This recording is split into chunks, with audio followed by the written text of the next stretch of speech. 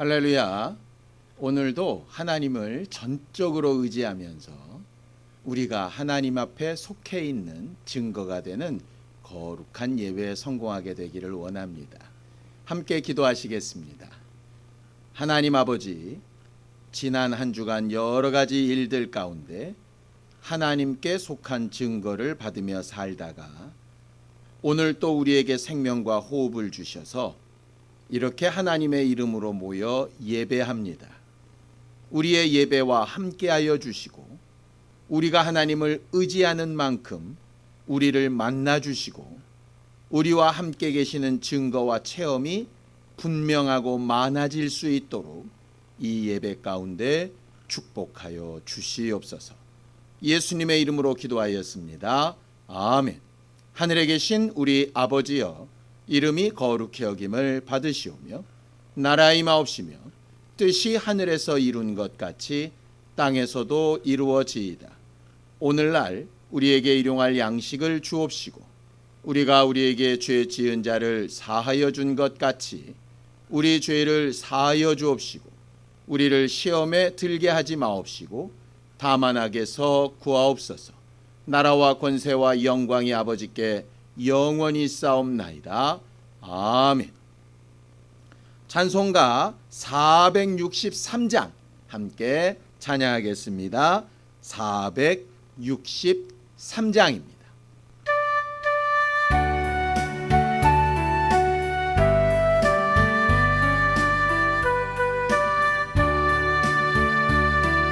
신자 되기 원합니다. 진심으로 신자 되기 원합니다. 진심으로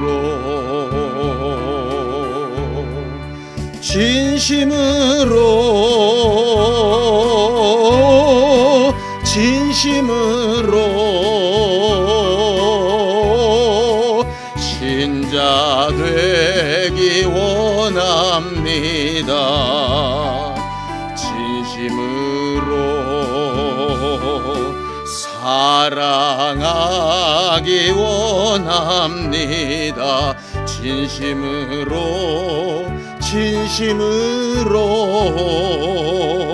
사랑하기 원합니다. 진심으로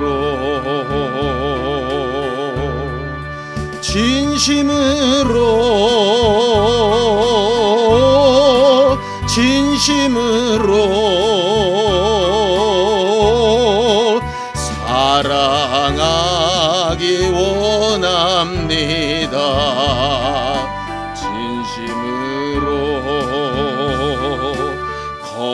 거룩하기 원합니다. 진심으로 거룩하기 원합니다.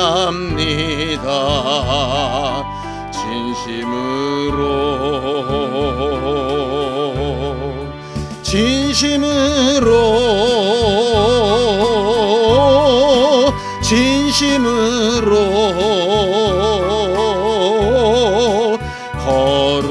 거룩하기 원합니다. 진심으로 예수 닮기 원합니다. 진심으로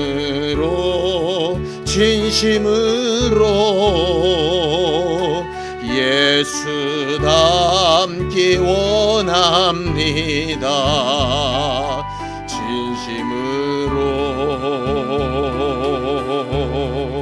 진심으로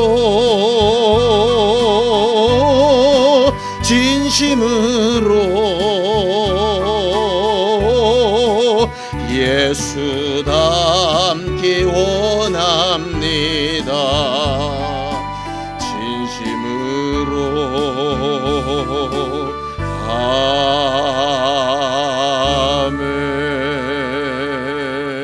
아멘. 우리는 지난주에 하나님께 속한 증거를 체험하며 살자라고 은혜를 나눴었습니다. 결정적인 순간에 하나님의 말씀 앞에 지배받고 인도받는 사람들이 되자라고 했었지요. 지난 한 주간 동안 여러 가지 일들을 만나면서 하나님의 말씀에 매인 하늘에 속한 사람처럼 살았었는지, 아니면 하늘에 속한 증거를 잃어버리고 이 땅에 사는 사람들과 똑같이 살면서 증거 없이 스스로 믿음 있다 착각하며 살았었는지, 우리 자신을 잘 돌아보고 합심하여 참회하며 기도하시겠습니다. 하나님 아버지, 하나님께서 도우시고 인도하셔서 오늘도 우리가 하나님의 말씀 앞에 서서 하나님의 도우심과 하나님의 위로와 하나님의 능력을 나타내며 살게 되어지기를 원합니다. 하나님 아버지, 우리 모두와 함께하여 주시고 하나님이 일하시는 믿음의 증거와 역사하시는 증거들을 보게 하여 주시옵소서. 하나님 아버지, 우리는 하나님께 속한 하나님의 자녀로서, 하나님이 핏값 주고 사신 하나님의 교회로서, 예수 그리스도를 머리로 둔 하나님의 지체로서 하나님 앞에 속한 증거를 받으며 살았어야 마땅한데, 하나님의 말씀이 들려지고 하나님의 말씀이 우리 입술을 통해 고백되고 그 말씀과 하나님의 법이 내 삶과 내 행동과 내 결정에 영향을 미치고 하나님께서 이끌어 가시는 대로 하나님께서 함께 하시고 도우시는 능력과 영감을 따라 순종하며 살 수 있었어야 하는데, 하나님, 그렇게 행동하지 못하고 이 땅에 그저 육체로만 사는 사람들과 다름이 없이 자기 생각과 자기 고집과 자기 마음대로 우리가 해왔던 습관을 따라 그렇게 행하며 살았던 것을 용서하여 주시고, 하나님 아버지, 우리 모두가 연약하여 오늘도 하나님의 도우심과 은혜를 구하오니 하나님 아버지, 우리와 함께 역사하여 주시기를 원합니다. 참 신자가 되기를 원하고 참으로 믿음 있는 자가 되기를 원합니다. 내 생각에 스스로 믿음 있다 착각하는 사람이 아니라 우리가 하나님께 속한 분명한 사람인 증거가 나타나는 예배가 되기를 원하오니 주여, 오늘도 우리와 함께 하시며 역사하여 주시옵소서.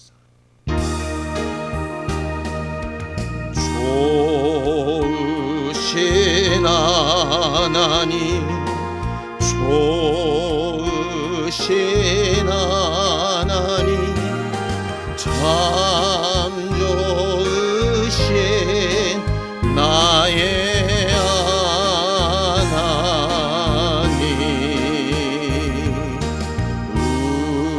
우리의 기도를 응답해 주시는 참 좋으신 나의 하나님,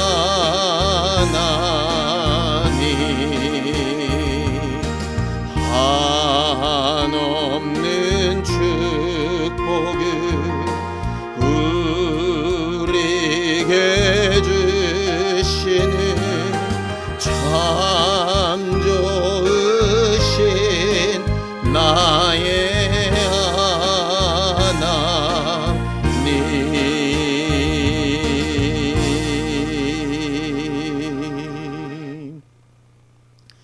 하나님 아버지, 오늘도 우리가 하나님 앞에 속한 증거를 얻기 위하여 하나님의 말씀을 제대로 전하고 하나님의 말씀을 제대로 들으러 모였습니다.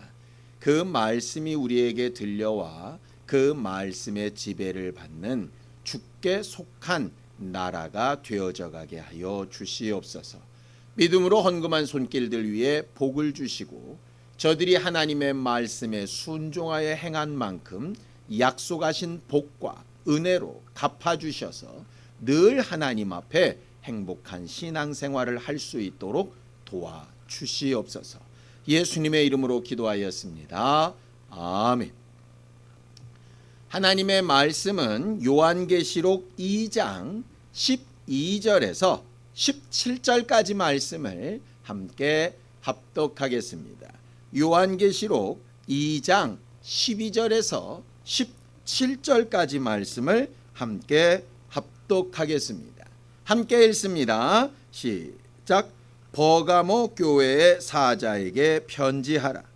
좌우에 날선 검을 가지신 이가 이르시되 내가 어디에 사는지를 내가 아노니 거기는 사탄의 권자가 있는 데라. 내가 내 이름을 굳게 잡아서 내 충성된 증인 안디바가 너희 가운데 곧 사탄이 사는 곳에서 죽임을 당할 때에도 나를 믿는 믿음을 저버리지 아니하였도다. 그러나 내게 두어 가지 책망할 것이 있나니 거기 내게 발람의 교훈을 지키는 자들이 있도다. 발람이 발락을 가르쳐 이스라엘 자손 앞에 걸림돌을 놓아 우상의 제물을 먹게 하였고 또 행음하게 하였느니라. 이와 같이 내게도 니골라당의 교훈을 지키는 자들이 있도다. 그러므로 회개하라. 그리하지 아니하면 내가 내게 속히 가서 내 입의 검으로 그들과 싸우리라. 귀 있는 자는 성령이 교회들에게 하시는 말씀을 들을지어다. 이기는 그에게는 내가 감추었던 만나를 주고 또 흰 돌을 줄 터인데 그 돌 위에 새 이름을 기록한 것이 있나니 받는 자 밖에는 그 이름을 알 사람이 없느니라. 아멘. 하나님은 마지막 날 우리를 심판하시는 심판주가 되십니다. 그런데 심판주 되신 하나님은 우리를 심판하여 멸망시키시거나 저주에 빠지게 하시는 걸 기뻐하시지 아니하시고 한 사람도 멸망에 빠지지 않고 회개하여 구원을 받는 일을 기뻐하시는 하나님이시지요. 하나님의 심판은 우리를 잘못되게 하시려는 의도가 아니고 하나님의 심판에서 벗어나서 하나님이 약속하신 생명과 복을 얻게 하시는 데에 하나님의 목적이 있습니다. 세상 사람들은 기독교를 사랑의 종교라고 보통 이야기를 합니다. 뭐 틀린 말 아닙니다. 그런데 신앙생활하는 우리가 고백할 때에는 그 하나님의 사랑이 우리에게 무엇으로 나타났느냐 하면 은혜로 나타났지요. 값없이 주시는 예수 그리스도의 은혜. 그래서 믿는 자들은 사랑의 종교라는 말 대신 은혜의 종교라고 고백하기를 즐거워합니다. 하나님의 사랑이 드러난 것이든 주 예수 그리스도의 은혜가 드러난 것이든 하나님께서 베푸신 그 사랑과 은혜가 우리에게 영향을 미치고 생명과 복이 되기 위해서 꼭 한 가지 있어야 될 전제 조건이 있는데 그게 바로 회개라고 하는 것입니다. 오늘 성경 본문에도 회개하라. 회개하지 아니하면 내 입에서 검이 나와서 그들과 싸울 것이다 라고 이렇게 말하고 있습니다. 하나님의 사랑이 아무리 커도 회개하지 아니하면 하나님과 대적자가 됩니다.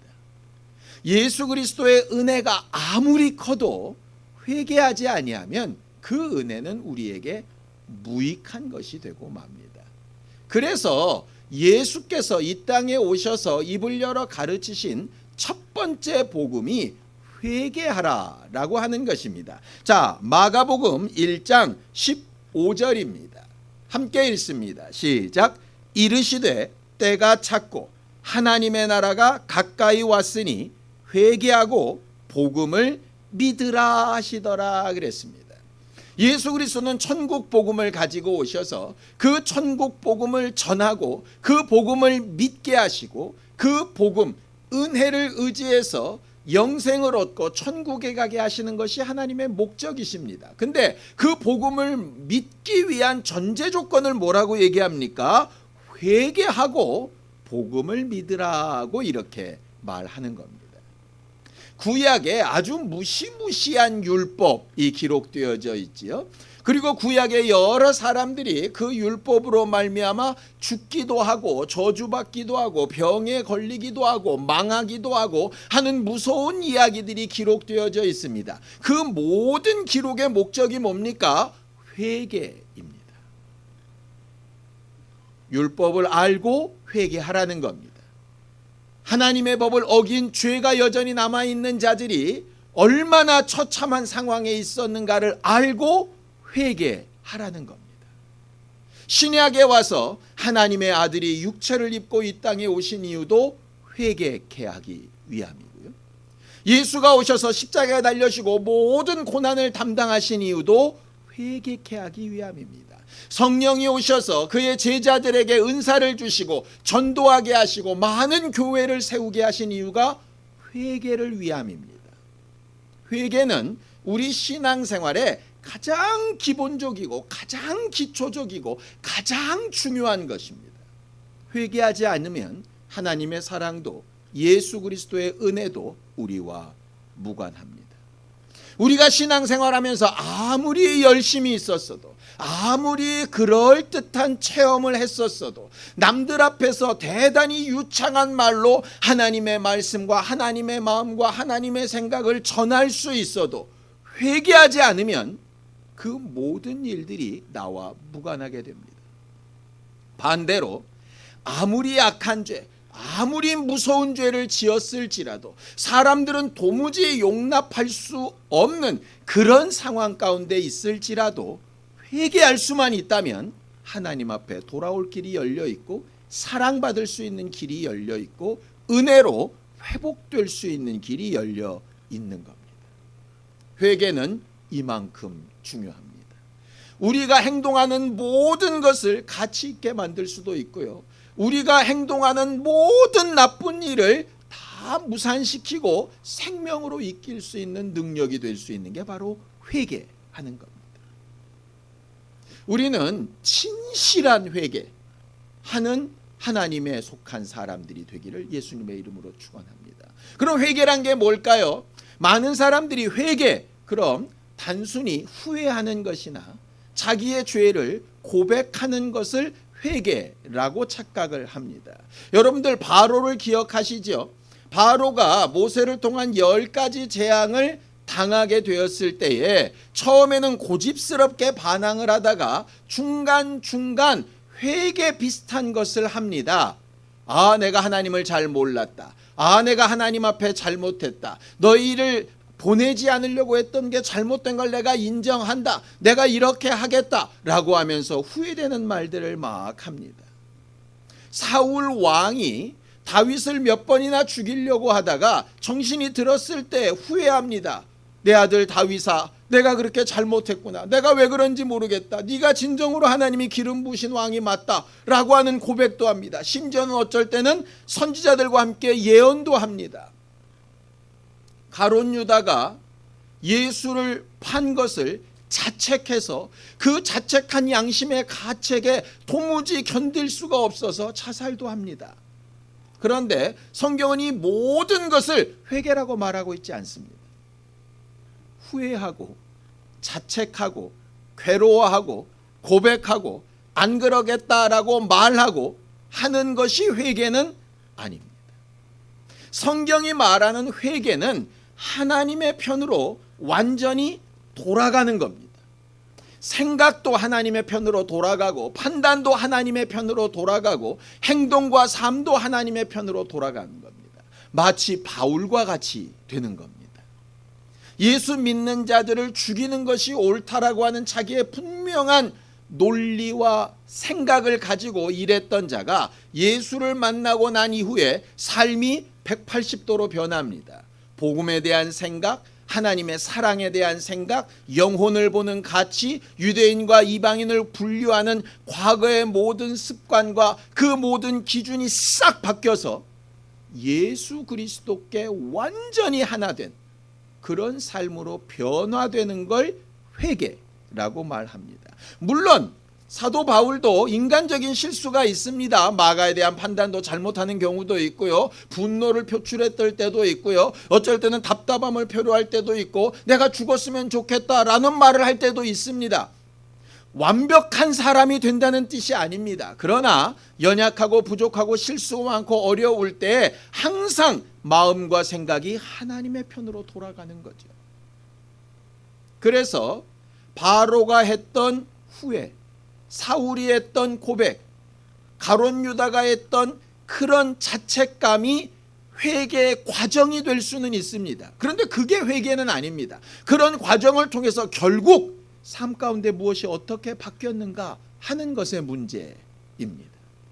미흡한 것일 수 있습니다. 아주 작은 일일 수 있습니다. 또 다른 죄를 지을 수도 있습니다. 그러나 자기가 정말 진실하게 회개했다면 그 부분에 있어서만큼은 하나님의 마음이 끝없이 자기를 계속 지배하고 붙들고 나갈 수 있어야 그게 회개입니다. 하나님은 제대로 회개하지 않는 사람들에 대하여 분명히 이렇게 말씀하십니다. 시편 7편 12절입니다. 함께 읽습니다. 시작. 사람이 회개하지 아니하면 그가 그의 칼을 가시며 그의 활을 이미 당기어 예비하셨도다. 하나님의 심판은 어디를 향하고 있느냐? 회개하지 않는 자들을 향하여 있습니다. 누가 더 큰 죄를 지었느냐, 누가 더 중요한 죄를 졌느냐, 누가 더 많이 졌느냐에 관심이 있는 게 아니라 누가 회개하고 있고 누가 회개하지 않고 있느냐 하는 것입니다.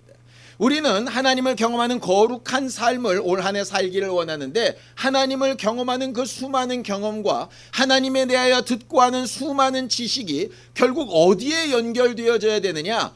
제대로 진실한 마음으로 회개하는 데에 연결이 되어져야 우리에게 복이 되고 생명이 됩니다. 오늘 여러분들에게 발람이라고 하는 사람의 이야기를 전하려고 합니다. 발람이라고 하는 사람은 성경에 기록된 3대 악인 중에 한 명입니다. 어떤 부분에서 3대 악인이냐? 회개할 기회를 얻고도 회개를 걷어차버려서 멸망한 사람 3명입니다. 성경을 좀 보죠. 유다서 1장 11절입니다. 함께 읽습니다. 시작. 화 있을진저 이 사람들이여 가인의 길에 행하였으며 싹을 위하여 발람의 어그러진 길로 몰려갔으며 고라의 패역을 따라 멸망을 받았도다. 가인을 잘 아시죠? 동생 아벨을 때려 죽이고도 하나님께서 회개할 기회를 줘 동생을 찾으실 때 동생을 지키는 자냐고 회개할 기회를 걷어차버립니다. 그가 잘못한 것을 하나님께서 가르치셨을 때에도 하나님 앞에 회개하기는커녕 자기 살궁리만 급급하게 했던 자가 가인입니다. 그의 삶이 성을 짓고 많은 자손을 낳는 일로 꽤 유능한 사람들의 조상으로 칭함을 받았지만 하나님 앞에는 회개를 걷어차버린 저주받은 자의 표상입니다. 우리가 지난주에 고라 얘기를 들었습니다. 레위인으로서 하나님의 직분을 맡은 일꾼이었지만 하나님께서 회개의 기회를 주셨을 때 걷어차버리고 끝까지 자기 고집으로 살다가 땅이 입을 벌려 다 망해버리는 그런 대표격인 사람이 고라였죠. 거기에 또 한 사람이 발람이라고 하는 사람입니다. 거기 보면 이렇게 되어 있습니다. 삭슬 위하여 범죄한 사람이라고 되어져 있습니다. 돈 때문에 망한 사람이라는 얘기입니다. 돈 때문에 회개할 기회를 잃어버린 사람이라고 하는 말입니다. 현대사회가 가장 중요하게 여기는 것이 돈 아닙니까? 그래서 발람은 우리에게 굉장히 큰 교훈이 될 수 있고 오늘 계시록 말씀에도 아무리 믿음이 좋고 아무리 순교자의 믿음에 동참한 교회일지라도 돈의 문제에서 어그러지면 문제가 될 수 있다라고 이야기하고 있는 것입니다. 발람 이야기를 좀 하죠. 발람은 이방인입니다. 마치 모세의 장인이었던 이드로처럼 이방인 제사장, 이방인 선지자였습니다. 그리고 꽤 유명한 사람이었죠. 이스라엘 민족이 광야 생활 가운데 점점점 마무리가 되어 오면서 다시 가나안 땅을 향해서 진격을 하기 시작할 때 가나안 땅 직전에 있는 모압 땅의 왕인 발락이라는 사람이 이스라엘 민족이 다가오는 것을 보면서 두렵게 여겼습니다. 사실 그 땅을 점령할 것은 아닌데 그들이 그냥 두려워한 것이지요. 그래서 이스라엘이 섬기는 하나님을 통해서 이스라엘 민족을 저주하고 전쟁에 승리하기를 원했습니다. 그래서 그 발락이라고 하는 모압 왕이 쓴 방법이 뭐냐 하면 많은 고관들에게 돈을 줘서 이방 제사장이자 선지자였던 발람이라고 하는 사람을 초청해서 그 사람을 통해서 이스라엘을 저주하게 만들려고 계획을 세웠습니다. 그래서 발람은 모압 사람들의 방문을 받고 그 방문된 이유를 듣고 난 이후에 하나님 앞에 이 사실에 대하여 물어보겠다라고 얘기합니다. 신기한 것은 이방인 선지자임에게도 불구하고 하나님과 대화를 했던 사람입니다. 하나님께 묻고 하나님께 응답을 받을 수 있을 만큼 하나님과의 관계와 경험이 있었던 사람이지요. 마치 모세의 장인 이드로가 미디안 제사장이었지만 모세에게 하나님의 뜻에 맞는 조언을 할 수 있었던 것과 마찬가지입니다. 그가 하나님 앞에 물었을 때 하나님께서 이렇게 대답하십니다. 민수기 22장 12절입니다. 함께 읽습니다. 시작. 하나님이 발람에게 이르시되 너는 그들과 함께 가지도 말고 그 백성을 저주하지도 말라. 그들은 복을 받은 자들이니라 라고 이야기합니다. 발람이 하나님 앞에 물었을 때 하나님은 아주 단호하게 얘기하십니다. 그들과 함께 가지도 말고 그 백성을 저주하지 말아라. 내가 복 빌어준 백성이다. 나는 그들과 함께한다. 그들은 내 것이다 라고 이야기합니다. 하나님이 분명히 이스라엘을 내 것이라고 인치셨기 때문에 발람은 더 이상 그들을 저주할 생각을 하지 말아야 합니다. 하나님께서 너무나도 분명하게 응답하셨거든요.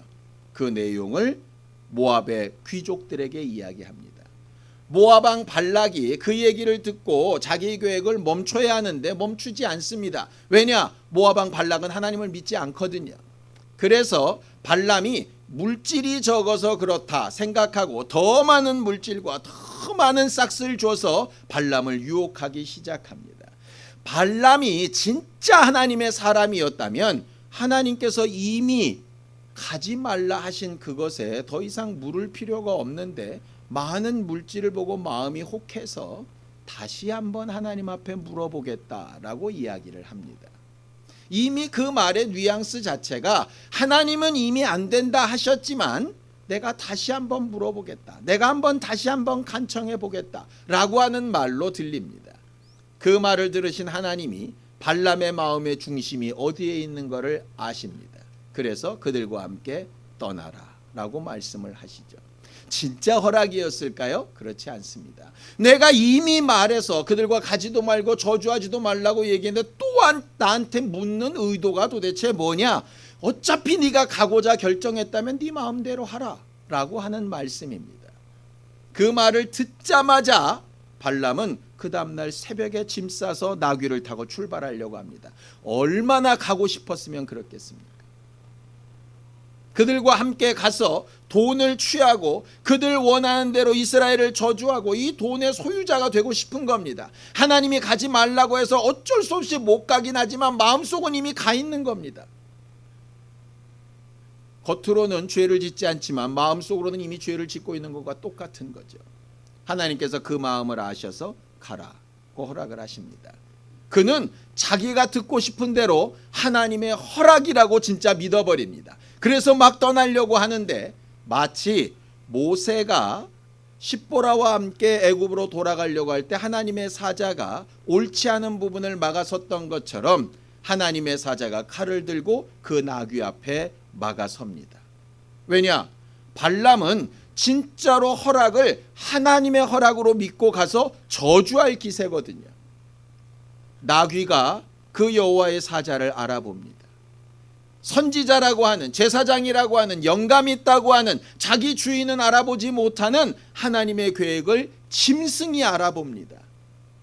나귀는 자기와 자기 주인이 죽지 않기 위해서 계속해서 반항하는데 영문을 알 수 없는 발람은 그 나귀를 쳐서 죽이려고 하지요. 하나님께서 눈을 뜨게 하셔서 발람에게 그 하나님의 사자를 보게 하십니다. 발람은 깜짝 놀랐습니다. 자기가 기도했고 안 된다고 하셨던 하나님이 된다고 하셨으니 당연히 자기 마음대로 되는 것이 하나님의 뜻이라고 착각을 했었죠. 그래서 이렇게 고백을 합니다. 민수기 22장 34절에서 35절입니다. 함께 읽습니다. 시작. 발람이 여호와의 사자에게 말하되 내가 범죄하였나이다. 당신이 나를 막으려고 길에 서신 줄을 내가 알지 못하였나이다. 당신이 이를 기뻐하지 아니하시면 나는 돌아가겠나이다. 여호와의 사자가 발람에게 이르되 그 사람들과 함께 가라. 내가 내게 이르는 말만 말할지니라. 발람이 발락의 고관들과 함께 가니라. 이렇게 되어져 있습니다. 이 사건 이전에 발람은 하나님이 허락하셨으니 가서 내 마음대로 이스라엘을 저주하리라 라고 생각했을 겁니다. 그런데 이 사건 이후에 발람은 내가 가더라도 하나님이 말하게 하시는 것만 말해야 되는 거구나, 내 의도와 다르구나 라고 하는 것을 알게 됩니다. 이미 이때 발람은 하나님의 마음이 어떻다라고 하는 것을 두 번에 걸쳐서 확실하게 알게 됩니다. 이 발람이 발락의 부름을 받아서 이스라엘을 3번 저주하러 산에 올라갑니다. 이 산에 올라가서 저주하려고 하는데 저주가 나오지 않고 축복이 나옵니다. 저 산에 올라가서 저주하려고 하는데 저주가 아니라 축복이 나옵니다. 그 다음에도 또 저주해 보려고 하는데 축복이 나옵니다. 그가 했던 이 3번의 축복 가운데 우리가 너무너무 잘 아는 유명한 하나님의 말씀이 있습니다. 함께 읽어볼까요? 민수기 23장 19절에서 20절입니다. 함께 읽습니다. 시작. 하나님은 사람이 아니시니 거짓말을 하지 않으시고 인생이 아니시니 후회가 없으시도다. 어찌 그 말씀하신 바를 행하지 않으시며 하신 말씀을 실행하지 않으시랴. 내가 축복할 것을 받았으니 그가 주신 복을 내가 돌이키지 않으리라 라고 이야기하지요. 예전 성경에 보면 이렇게 되어 있습니다. 내가 축복의 명을 받았으니 어떻게 축복하지 않을 수 있겠는가, 이렇게 말을 하고 있습니다. 이 말은 하나님은 이런 분이니 나는 이렇게 저들을 축복한다, 이렇게 해석할 수도 있지만 그 뉘앙스를 자세히 보면 이런 얘기입니다. 나는 돈을 받아서 돈값으로 저들을 저주하고 싶으나 하나님이 축복하라고 하시니 저주할 수 없고 축복을 말할 수밖에 없다. 무슨 얘기입니까? 하나님의 말씀을 말하면서도 하나님은 이런 분이다라고 엄청난 고백을 하면서도 지금까지 우리가 알고 영향을 받고 하나님은 인생이 아니시구나, 거짓말하지 않으시구나, 약속하신 것은 반드시 행하시는구나, 그렇게 믿음을 주게 하는 어마어마한 설교를 그렇게 했음에도 불구하고 그의 마음은 뭡니까? 돈값을 해야 되는데, 이렇게 하면 이 돈을 받지 못하는데, 이렇게 하면 내게 유익이 없는데 하는 데에 관심이 있는 거죠. 3번이나 영거포 하나님의 말씀을 전하고 하나님의 뜻이 뭔지를 분명하게 알게 됩니다. 생각해 보십시오. 하나님과 대화에도 응답받지 못하는 사람이 얼마나 많습니까? 하나님 앞에 뭔가 아뢰고 하나님 앞에 뭔가 기도했는데 응답이 없어서 답답하고 괴로운 경우 많이 있지 않습니까? 그런데 기도하면 응답이 되고 기도하면 바로 응답이 된다라고 하면 얼마나 대단한 일입니까? 신령한 것을 눈을 들어서 보지 못한 사람들이 얼마나 많습니까? 누가 신령한 영적 세계를 봤다 그러고 신령한 체험을 했다 그러면 우리는 굉장히 부러워하지 않습니까? 또 자기 입으로 하나님의 말씀을 자기가 생각지도 못했던 것을 막 전하며 그것도 정말 멋있게 남들이 마음속에 아주 깊이 새겨질 만한 그런 하나님의 말씀을 전하는 설교를 3번이나 영거포했다라고 하면 그 사람이 얼마나 하나님의 사람이라고 생각할 수 있겠습니까? 겉모습만 보면 발람은 어마어마한 하나님의 사람입니다. 하나님과 기도하면 응답이 바로 오지요. 신령한 눈을 떠서 하나님의 사자를 눈에 보지요. 자기가 어떻게 해야 될지를 하나님 앞에 물으니까 바로바로 답이 오지요. 입을 열어 말하기 시작하니까 하나님에 대한 지식과 하나님의 계획과 하나님께서 이루실 일들에 대한 예언이 막 쏟아져 나오지요. 누가 보아도 엄청난 하나님의 사람입니다. 그런데 우리가 본문에서 봤지요. 자, 계시록 2장 14절입니다. 함께 읽습니다. 시작. 그러나 내게 두어 가지 책망할 것이 있나니 거기 내게 발람의 교훈을 지키는 자들이 있도다. 발람이 발락을 가르쳐 이스라엘 자손 앞에 걸림돌을 놓아 우상의 제물을 먹게 하였고 또 행음하게 하였느니라 라고 되어져 있습니다. 이렇게 엄청난 하나님의 사람처럼 보이는 발람이 하나님 앞에 저주를 받은 자가 되었고 3대 악인 중에 한 명이 되었고 그가 지은 죄는 하나님 앞에서 용서받지 못할 죄라고 되어져 있습니다. 그게 어떤 죄입니까? 자, 민수기 31장 16절입니다.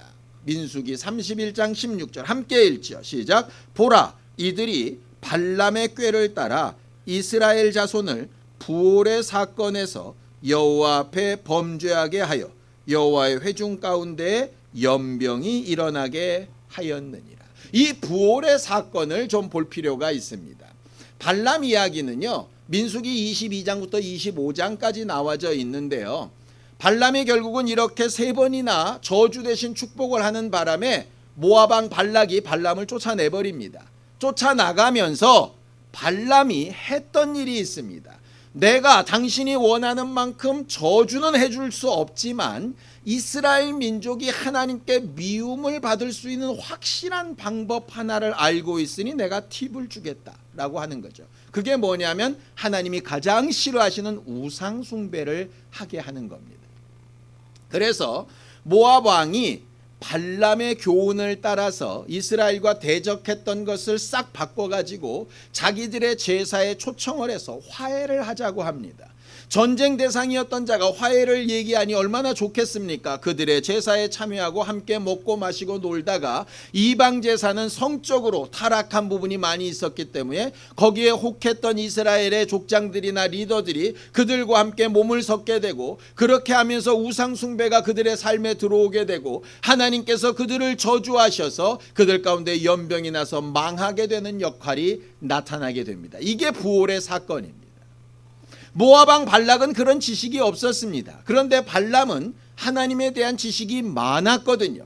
응답도 받아본 경험, 신비한 체험을 했던 경험, 하나님의 말씀을 입으로도 전한 경험이 있어 하나님에 대한 지식이 누구보다도 뛰어난 사람입니다. 하나님이 무엇을 싫어하시는지, 무엇을 좋아하시는지 너무나도 잘 알고 있는 지식의 사람이었습니다.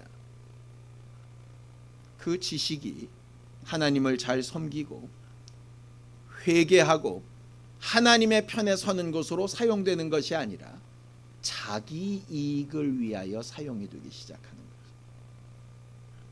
발람은 하나님에게 회개의 기회를 여러 번 얻었습니다. 처음 응답받고 다시 욕심으로 말했을 때 하나님의 허락이 진짜 허락이 아니었다는 걸 나귀 사건을 통해서 분명히 알았죠. 그때 회개했어야 합니다.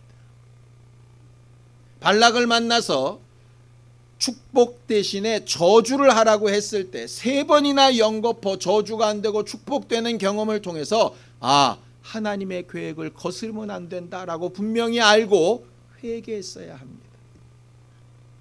발락에게 쫓겨났을 때 자기 물질을 포기하고서라도 하나님 앞에 자기의 삶과 자기의 방향을 분명히 회개했었어야 합니다.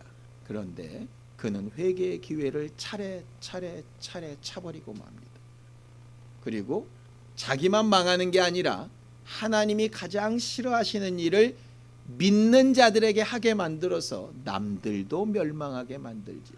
그의 끝이 어떻게 됐습니까? 자, 여호수아 13장 22절입니다.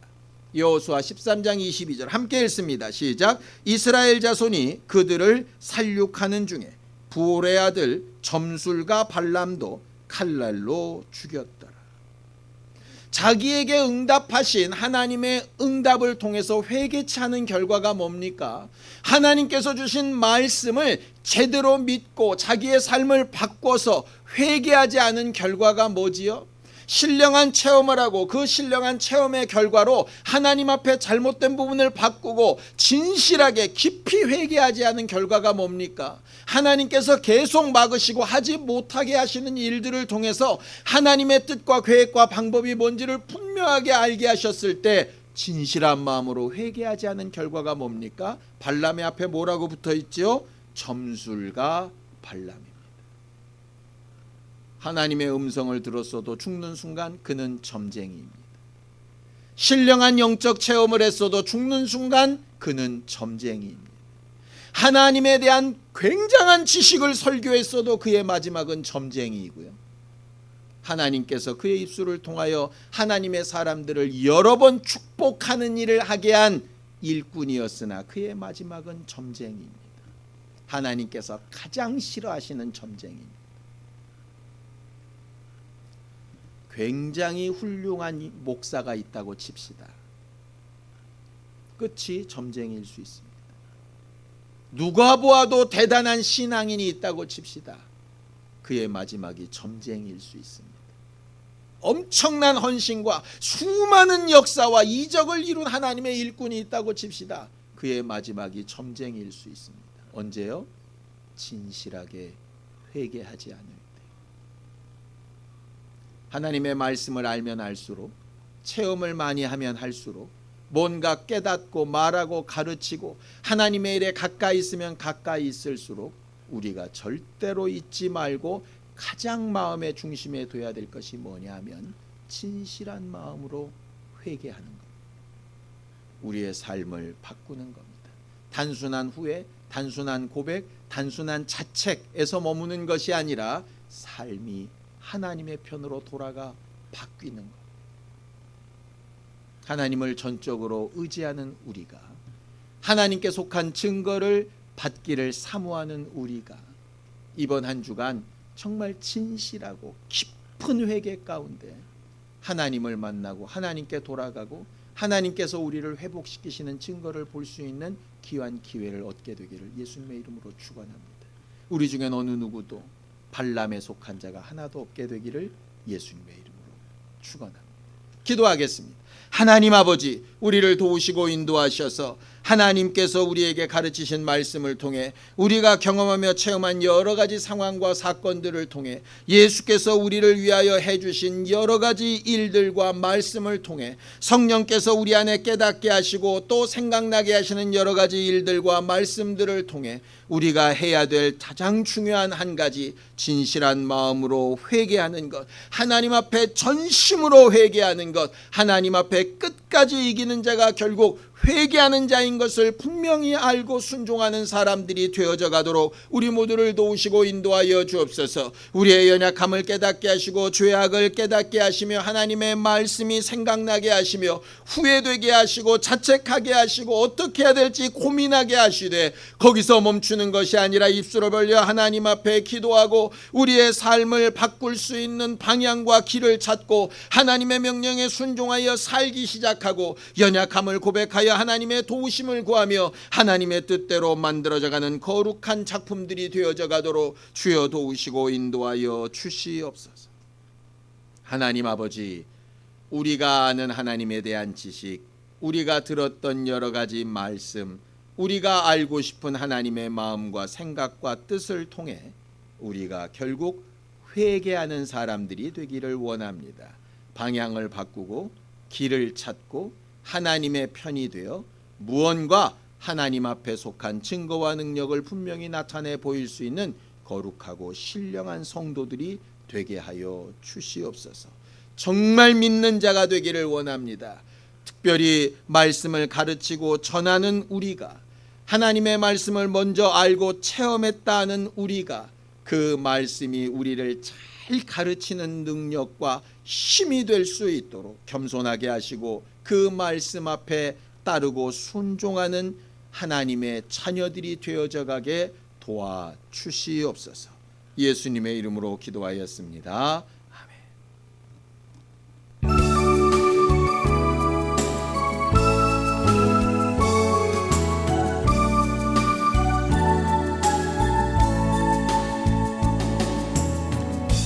이 시간 너의 맘속에 하나님 사랑이 가득하기를 진심으로 기도해 간절히 소망해 하나님 사랑 가득하기를.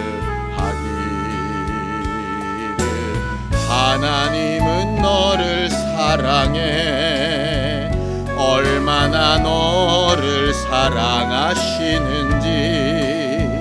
너를 위해 저 별을 만들고 세상을 만들고 아들을 보냈네. 오래전부터 널 위해 준비된 하나님의 크신 사랑. 너의 가는 길 주의 사랑 가득하기를 축복해. 힘든 일도 있겠지만 나 그때마다 늘 함께 할게. 하나님 보이신 그 사랑으로 나 또한 너를 사랑해. 오래전부터 널 위해 준비된 하나님의 크신 사랑. 너의 가는 길 주의 사랑 가득하기를 축복해.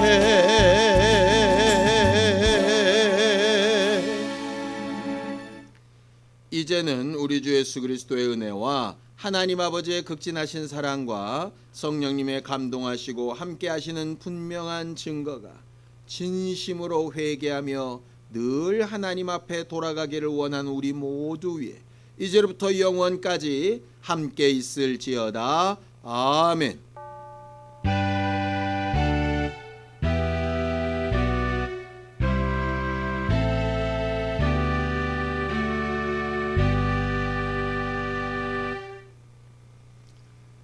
우리를 사랑하시고 은혜 베풀어 주신 하나님 앞에 늘 회개로 나아가는 우리 모두가 되기를 예수님의 이름으로 축원합니다.